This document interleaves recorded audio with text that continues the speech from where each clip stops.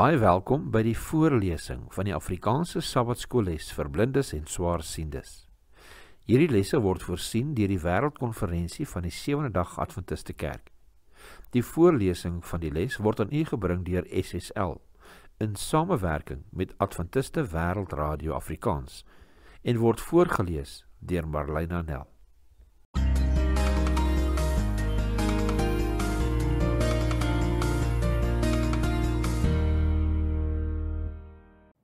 Les 4, 17 tot 23 Januarie.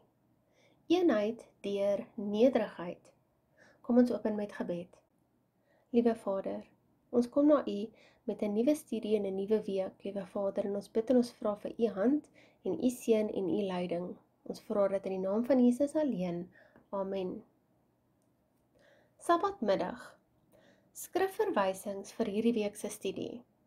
Filippense 2 vers 1 tot 8, Jeremia 17 vers 9, Filippense 4 vers 8, 1 Korintiërs 8 vers 2, Romeine 8 vers 3 en Hebreërs 2 vers 14 tot 18. Geheuteks, Filippense 2 vers 2. Maak dan my blydskap volkome deur eensgesind te wees en dieselfde liefde te hê, een van siel, een van sin. Filippense 2 vers 2. Daar is krag in eenheid, maar dit help nie om die waarheid te ken en dit nie te beoefen nie. Ons misluk soms ten spyte van ons beste pogings om eenheid te bereik. Maar wanneer ons eenheid moedwillig ondermyn, is daar 'n verskil. Geen wonder dan dat Paulus aanhou om aan die Filippense te skryf dat hy wil hê dat hulle in een gees vas staan en een van siel sal saam stry.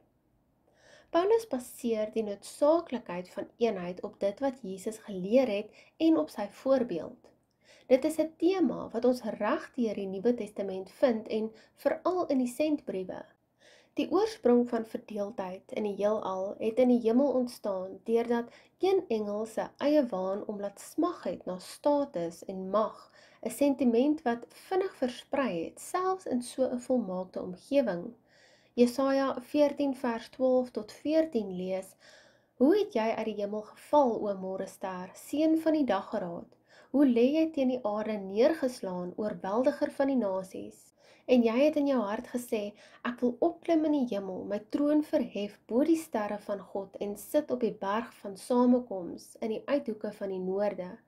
Ek wil klim bo die hoogtes van die wolke, my gelykstel met die Allerhoogste. Jesaja 14 vers 12 tot 14. Daarna het dit vasdra plek in Eden gevind deur 'n soortgelyke ontevredenheid met die voorskrifte wat God in plek gestel het en begeerte na 'n hoër sfeer as wat God beplan het. Lees gerus Genesis 3 vers 1 tot 6.